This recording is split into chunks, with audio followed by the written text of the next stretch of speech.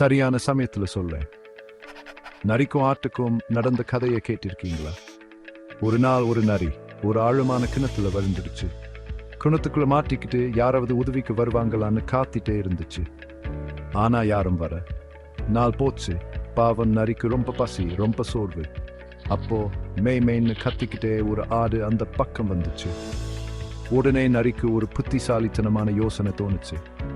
ஏய் ஆடு அண்ணா, இங்க பாருங்க. இன்னும் நரி சத்தமா சூப்பிடுச்சு. ஆடு கிணத்துக்குள்ளே எட்டி பார்த்துச்சு. ஐயையோ, நீங்க விழுந்துட்டீங்களா நரி மாமா? நரி சொல்லுச்சு. இல்ல, இந்த கிணத்துல இருக்க தண்ணி ரொம்ப ருசியா இருக்கு, அதான் குடிக்க வந்தேன். நீயும் குடிச்சு பார்க்கறியா? ஆடு ஒன்னும் யோசிக்காமல் கிணத்துக்குள்ள குதிச்சிடுச்சு.